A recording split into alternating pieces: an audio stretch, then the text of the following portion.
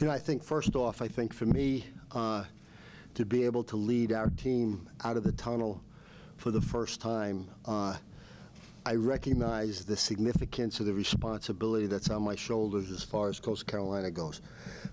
This is an honor for me, and I recognize with the tradition that we have here, we are expected to do well, we are expected to win, and we're going to do everything we possibly can to do that. I think the one thing that I can absolutely commit to is that the whole while our guys are on the field, you're going to see them give it everything they've got for every snap that they're on the field. We've said from the beginning our mission is to put a team on the field that the greater community of Coastal Carolina is going to be proud of. We are absolutely dedicated to that mission, and we're going to do that by both our coaching staff as well as all of our players working as hard as they can to live up to their responsibility. We're excited about our first game. I think Carolina A&T is a good, solid team. The quarterback is very athletic. He can get them out of trouble. He can, in effect, lengthen plays. They're very effective with play action when he starts to move around in the pocket. They transitioned over the span of last season from more of a spread attack to more of a power game. Their tailback, number 28, is 138 yards, I think, away from the all-time rushing record for A&T. He was certainly the workhorse for them over the span of all the last season. I'm sure he will be their workhorse again. They've got excellent skill positions both on both sides of the ball. And, you know, we're going to have our work cut out for us. But it's our first game, and, you know, we're looking forward to getting started.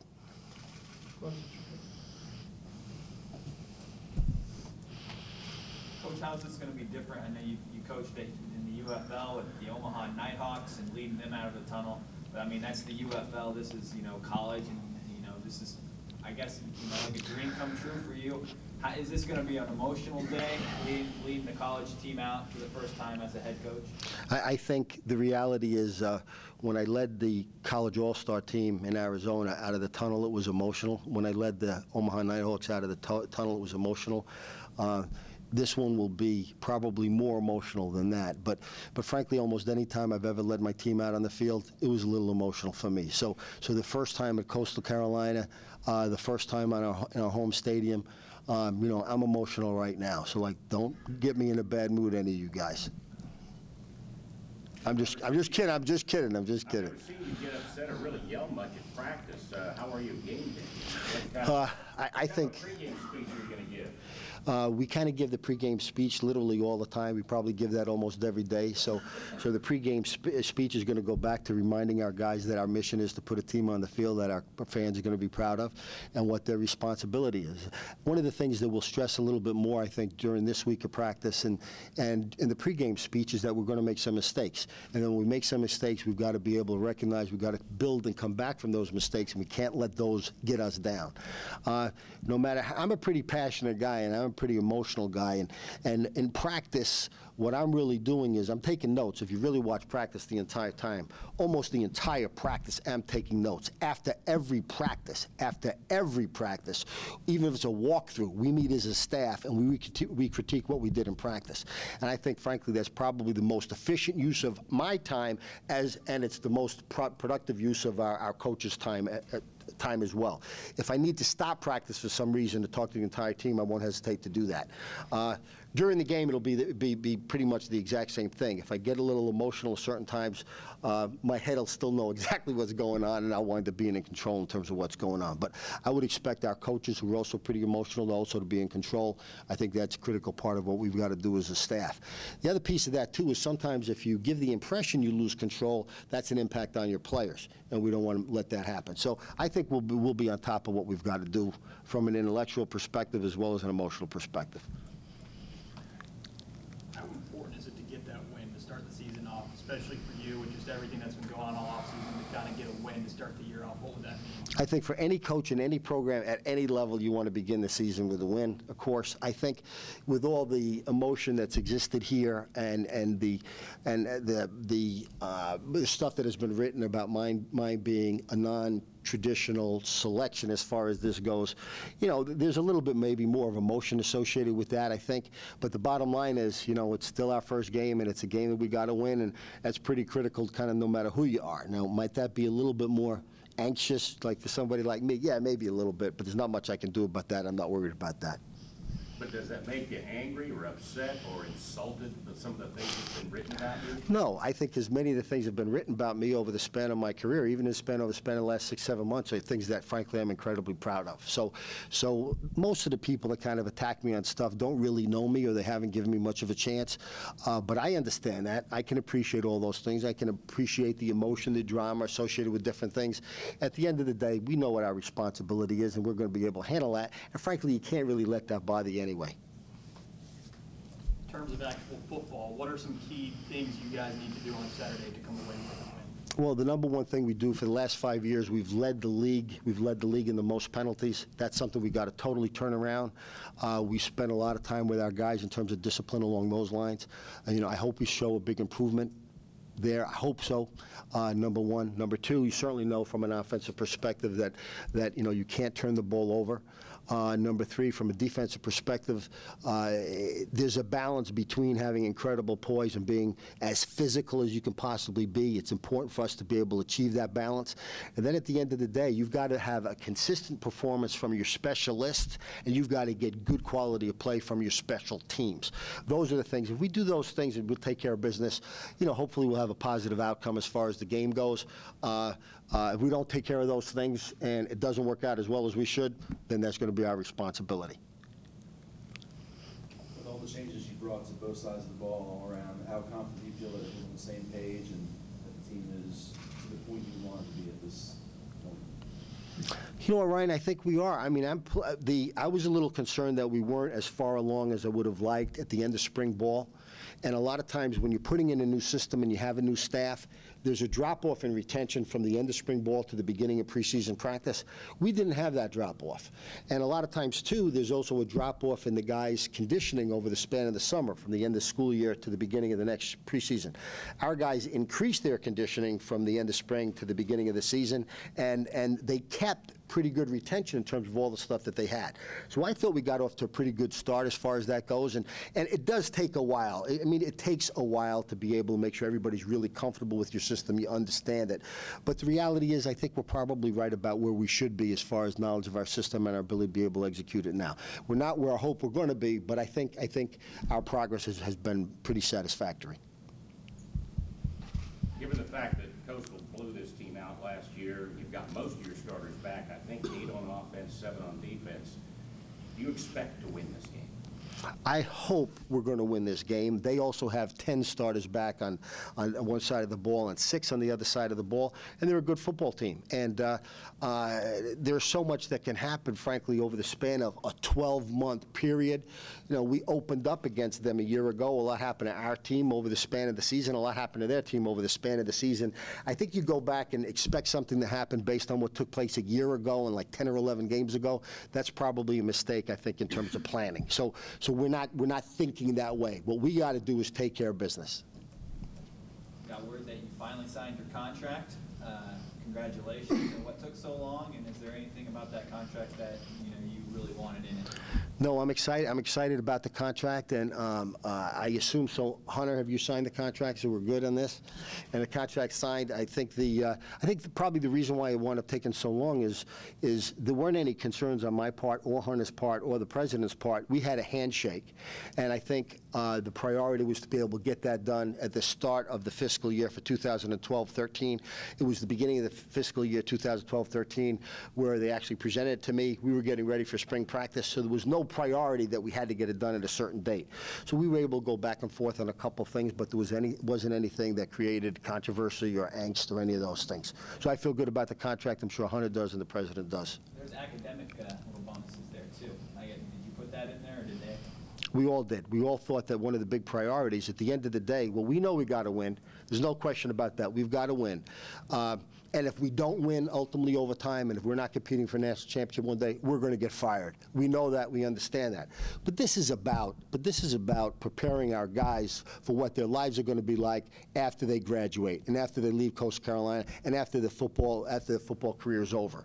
And we mentioned that we had 71 guys back from last year. We had 25 of them that had some sort of academic behavioral issue, and they really need to be able to kind of focus and understand, take responsibility for themselves, how important that is. So every one of our position coaches takes real responsibility for the guys at his position in terms of they're going to class, they're doing their assignments, they're going to study hall, all of those things. So if we can significantly improve what our guys are doing as far as the classroom goes, and the university recognizes that's certainly one of our priorities and it's really important, then I think it's wonderful for our guys to be somewhat financially rewarded for that. I'm proud and glad that that's in there. With so many people, I guess, quoted as wanting, I guess, to put it bluntly, wanting you to fail, does that fuel your fire any more to make you want to prepare more or put the extra hours in or anything like that? There's nobody that can root for me so hard, or there's nobody that can root against me so hard that's going to have any real impact in terms of what our preparation is. I think we've got Coastal Carolina, we've got a great staff, we've got good guys, our guys are working hard. We can't worry about what's happening outside. We can only control the things that we've got. So you know what? There may be some people that hope we don't do particularly well. There's plenty of people out there that really are hoping we're going to wind up doing fine. At the end of the day, we represent a great university, and we have the best interest of this university and our kids at heart. And anybody that cares about this place, that should be their priority too. And how they feel about me, I can't worry too much about that. I guess North Carolina A&T, they return a 1,000-yard running back. That's a big test for your defensive line to start. Kind of talk about what challenge that presents you guys. Yeah, I know they have a good running back, and he's looking to come break records, maybe this game or the next game. So us as a defense, we're just hoping to stop him from breaking any records and just doing what we do best, and that's playing Coastal's defense. There's never really been an off-season with as much distractions as this year for you guys. How exciting is it to finally be able to play a game? It's very exciting. You get tired of hitting your same players every day in practice, so it's just good to go out and play against a different opponent. Most of this defense is back. What changes are we going to see? What kind of different look are we going to see out of you guys, and is it for the better? It's not too much of a difference. We just go out there and play hard. But like Coach Carlin, he installed a new defense, and that's just basically reading our watches and doing exactly what it's told. So we hope to do the best that we can. Going through maybe like different plays and different formations and everything, switches and everything. But Coach Carlin, I think he did a good job with this defense so far. As much as you can tell us, what's the plan? I mean, you've had a chance to have skull sessions and check them out on film or tape or whatever. And what do you make of this A&T team? Well, like Coach Carlin said, first we got to stop the run and hit the quarterback. So that's just our main job, stop the run and hit the quarterback and do what we can for the team. Knowing you guys have, pretty much a gauntlet schedule with Toledo, App State, Stony Brook, Liberty, how important is it to get off to a 1-0 start? Is it even more important than any other year, knowing that, some pretty big powerhouses loom? Yes, it is very important to get off to a good start, but we just got to continue doing what we do. Just play hard and knowing our assignments, and everything should carry on throughout the season. Now that it actually is a game week here, what's kind of the compare and contrast, the old coaching staff and the new coaching staff, kind of their preparation, getting ready for a game? Is there a lot of difference? There's not really that much of a difference. Like, we still come up here and eat as a team, talk about different plays, go over different schemes and everything. So I think it's sort of the same. When you take a look at them on tape, you'd never know that they were a program that was down. I think athletically they're very good. They have good skilled people. They run around well. They play extremely hard. I think it's a great challenge for us in the opener. And I think from year to year records, they go in and out. I think you can only base it on what you've seen on tape. And when you look at it on tape, they gave us all that we wanted last year. How many points do you expect to score this year per game? One more than the defense allows. That's our goal. To put a number on that at this point, I don't think it's realistic. I think there are going to be games when we could score 40, 50 points. There'd be games when you may only score 14 points. That's football. A lot of it's going to be based on the matchups that we have, and a lot of it will be, based on health, and, there's a lot of factors that factor in there. So I never try to say, hey, we're going to go in and try to score this many points or whatever. It's always going to be a team effort, and there's going to be times where we may run the ball more because of, a game situation based on what's happening in the game, or throw it more based on what's happening in the game. So there's a lot of different factors that come into play when you start talking about scoring points. Our goal is to be the highest scoring team in the league. I mean, that's always what our goal will be, to lead the league in points scored. And I think that's a realistic goal for us. Seeing that your offense is very quarterback driven, what do you expect to get out of Aramis this year? Aramis is great. I mean, he's very smart. He's a seasoned guy. He doesn't get rattled very much. He's a guy that can run and throw, which is a big part of what we do. He could get us in and out of the plays that we need, in and out of the protections that we need him to do. So I think a big year is out there. He's got to stay healthy. Part of what we do is, part of the quarterback run game is going to be involved there. So we have to make good decisions on when we want to run him, and he has to make good decisions on how he runs. And, we don't expect him to carry the ball 25, 30 times and just run people over. He's got to be able to get us the first down, get on the ground, be smart about it. If it's a 3rd and short situation, he's got to get the first down. That's part of the offense. But I think anytime that you can add the quarterback run game into the mix and have them have to defend that, plus a drop back, run and shoot type passing game, I think it's a tough mix. Matt Hazel's one of the more established offensive players in this league. What was your first impression of him when you started evaluating this roster, and how does he fit into your offense? Matt's really athletic. He's actually come a long way, I'd say, since spring, in regard to understanding defenses, route running, really going up and capturing the ball. Athletically, he's very gifted. And, anytime that you have a receiver on the outside, that causes people to have to play more of a too high shell to his side, and not have a guy that can just get singled out there. It makes our run game much better.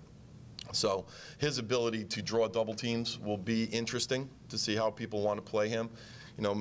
Maybe early in the year, guys will try to single him up, and if they single him up, we'll try to find him and see if he can make plays for us. And he did against A&T last year. A&T's not afraid to come up and press. They're not afraid to blitz. So they'll put him in a situation where he may get some one-on-one looks, and then hopefully, we have the ability to get it out there to him. Clayton, with evaluating your team and having the new coaching staff and trying to learn the players and learn all the talents, has that kind of interrupted a normal process of preparing for North Carolina A&T, as far as watching their film and getting ready for them as you were maybe, trying to learn your own system and learn your own guys?